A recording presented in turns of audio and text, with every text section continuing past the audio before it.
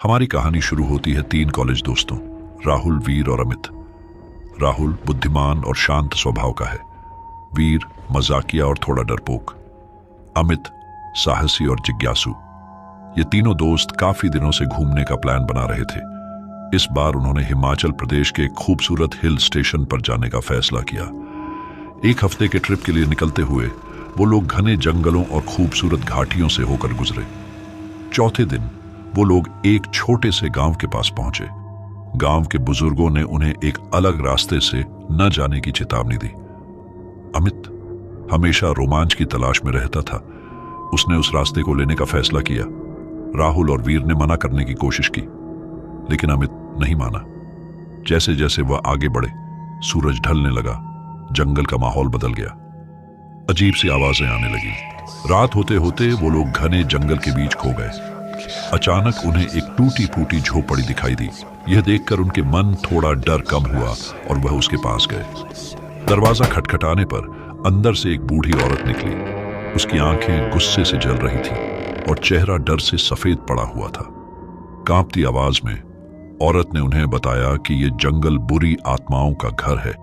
उसने उन्हें चेतावनी दी कि जल्द से जल्द वापस गांव चले जाएं। औरत की बातों से सहमे हुए तीनों दोस्त वापस जाने का फैसला करते हैं, लेकिन जंगल कहां उन्हें जाने देने वाला था। अचानक से सभी रास्ते एक जैसे दिखाई देने लगे। हर तरफ घने पेड़ और अंधेरा छाया हुआ था। रात भर भटकने के बाद थकावट और डर से उनका बुरा हाल हो गया। सुबह होते ही उन्होंने देखा कि वो एक नदी के किनारे खड़े हैं। नदी का पानी काला था और उसमें से सड़ी हुई गंध आ रही थी। अचानक अमित जोर से चीखा। उसने अपनी टांग पर खरोंच का निशान देखा, जो बिल्कुल ताजा नहीं लग रहा था। कुछ ही देर में वीर को भी अपने हाथ पर ऐसा ही निशान दिखाई दिया। राहुल, जो अब तक शांत था, घबरा गया। उसे समझ नहीं आ रहा था कि यह निशान कहां से आए। उसके बाद जो कुछ हुआ वो उनकी समझ से परे था। जंगल में अजीब सी आवाजें गूंजने लगी। पेड़ों के पीछे से कुछ काले रंग की परछाई दिखाई दे रही थी। डर और दहशत के मारे वो तीनों भागने लगे। वे नहीं जानते थे कि भाग रहे हैं या किसी चीज के और करीब जा रहे हैं। वो धीरे धीरे वो आवाजें तेज होती गईं और परछाइयां साफ दिखाई देने लगी। अचानक राहुल जमीन पर गिर पड़ा। उसने अपने पैरों को हिलाने की कोशिश की, लेकिन वो हिल नहीं पा रहा था। वीर उसकी तरफ दौड़ा, लेकिन किसी चीज ने उसे पीछे से खींच लिया। अमित चीखता हुआ वीर को बचाने के लिए दौड़ा। एक तेज रोशनी के साथ अमित बेहोश हो गया। अमित को होश आया तो वो अस्पताल के बिस्तर पर लेटा हुआ था। उसके बगल में राहुल बैठा हुआ था। उसका चेहरा गहरी चिंता में साफ दिखाई दे रहा था।